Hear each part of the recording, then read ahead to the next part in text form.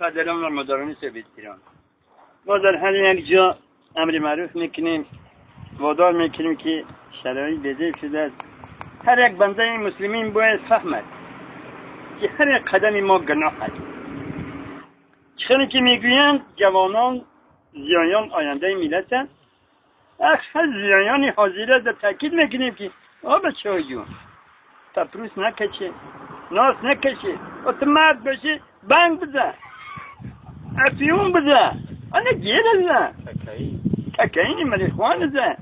تو نامرد هستی برم ناس میخری همون پیوه غدا رو شکمت برم که دیگه قبلی ساقرم آری میمری سپیر زنی کنیک پنجی باز کزن که یک تبینه بگه مزد این نامرد برادر به همون چشمی بد نگاه میکنی در همون دخترها در همون بیوزنها نگاه میکنی حسد میخری این نامردی است میتونه خفیدگی تا فوز مانده گویده میگی وقتی مرد هستی نامردی نکن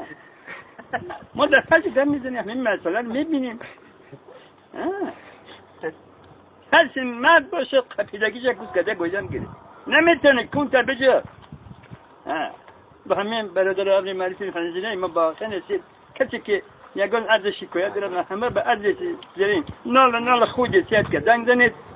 با ما در تماس باشه